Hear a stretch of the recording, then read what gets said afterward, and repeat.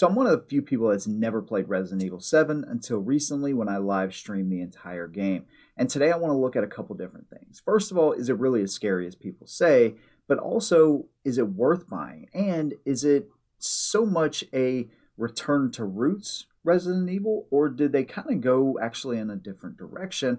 Of course, coming off of 5 and 6, that was kind of the big claim to fame. But I just want to give you my opinion on the game overall. Now, there will be slight spoilers here, so if you've never played, you may want to actually play through the game and then come back and watch this video. Either way, I want to hear your opinion. Do you like Resident Evil 7? Maybe there's some things you don't like about it. Let me know what you think down below, whether you agree or disagree with me. And if you like what I do, consider subscribing, hit your notifications so you never miss a video or live stream from me. Let's go and get into it. Now, let's start with a little bit of the plot here. So you're playing as Ethan Winters. He's looking for his wife who's been missing for 3 years, and he receives this video message, and with that, he ends up in this, big plantation house down in Louisiana. Now, the house is owned by Jack. You have Margaret as well. You have a grandma that looks like she could be grandpa's, long lost lover maybe in Texas Chainsaw. But regardless, the family is totally demented like you would expect, and they are infected. Again, the whole premise of the game is we need to find Mia. That is our objective. And interestingly enough, we find her very early on, but we also find that she has the infection too. So she kind of changes back and forth from normal Mia to psycho Mia in the matter of, seconds almost. So it's a pretty interesting dynamic. And overall, the story of the game is decent. It's not like the best story ever, but it actually keeps you drawn in where you're going to remember the characters and stuff like that. Sometimes you play, or at least I do, I play some of these horror games and it's like the PT effect. Of course, this is the first game that had first person. And while I think it works really well in this game, one thing they don't make you do is just go out and grab a whole bunch of stuff and it becomes a walking simulator. There's a little bit of action. You're going to be very limited on ammo and stuff, which we'll talk about here in a minute. But you're also going to have to do some puzzles and stuff, but the puzzles aren't annoying. They're like Resident Evil puzzles, like of the past. They're just really fun. They're engaging. You got to think about it. And it also did help that I had chat to kind of help me when I would get stuck at certain points. So that was pretty cool too. And my experience of playing the game was much better live than what it was by myself. I think I spent less than 5 hours in the game in 2020. And this time around, I completed it. Don't know why I stopped it in 2020, to be quite honest with you. But regardless, the story was able to keep me hooked pretty well. And it's an okay story for sure. And that's something I really wanted to compare this game to Resident Evil games of the past. Because you still, even though you're in a brand new setting, you're using a brand new perspective, you still want it to feel like Resident Evil to an extent. And the puzzles, obviously, I talked about. Also, the limited ammo, limited guns. They definitely went away from the kind of shoot 'em up, what it turned into Resident Evil series. With 5 and 6, they went back to their roots. So limited ammo, you find guns periodically, and of course you got to figure out puzzles in order to find those guns. So overall, I think they did a good job there. Introducing first person into the game, that was a pretty bold move on their part, but I think it pays off here. One thing about third person games, and even though I like Resident Evil 2 and 3 specifically, third person doesn't give you the same type of scare factor because you can pretty much see everything around you, or at least turn the camera where you can see stuff. But in first person, you just see what's in front of you. And if you turn around, sometimes you're going to get a freaking hell of a jump scare.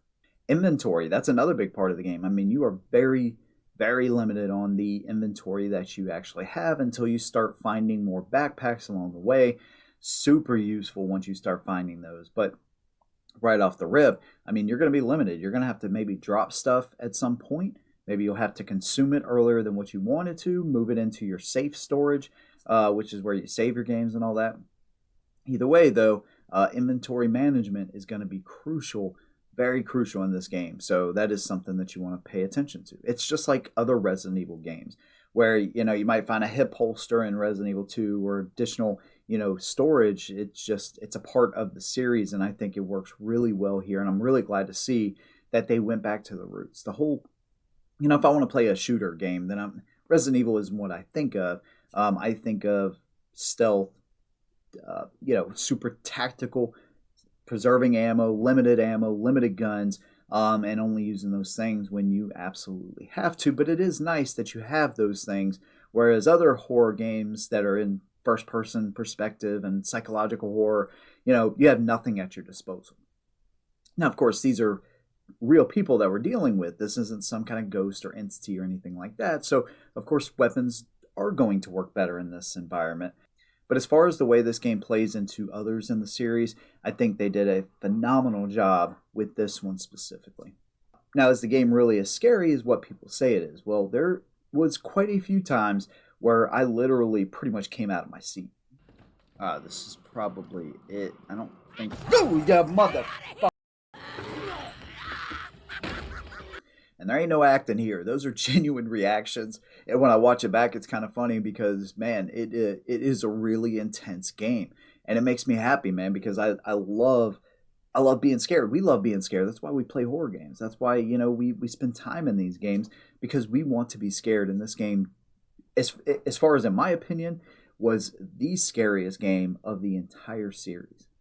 They almost left you alone for long enough where you could kind of get a sense of security in a way. So you're exploring the main part of the house, and then you figure out your puzzle, so you get over to the other side of the house, and not a whole lot happens. You may hear some things, and what you think may be a person or a thing or whatever, and then all of a sudden you're playing, everything's going well, you're finding stuff, you're like, all right, this is easy, and then boom, Jack or one of the other characters comes out and makes your day a living hell.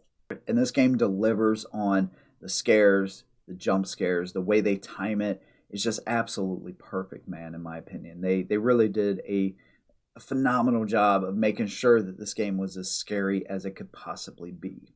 And that's something that I always reference back to PT. PT was genuinely scary, right? If you know what I'm talking about, you can look up any number of videos. Now you can't download it, unfortunately, anymore, but dude, that was a freaking terrifying experience. And I think Resident Evil 7, I kind of relate it to that game. And this is almost what could have been in maybe that new Silent Hills game, with PT as the opener. I don't know, maybe not, but either way, I think overall the scares, you're not going to be disappointed here at all. And is this game worth buying? Is it still relevant in 2024? That's what I really want to answer. And if you're looking for a bang up horror game that's going to deliver on the scares and is going to be interesting, that you get about, I don't know, I'd probably say 11, maybe 10 to 13 hours of playtime, plus the additions that are in the game too. They actually have free DLC that's already here. I don't know if it's always been free.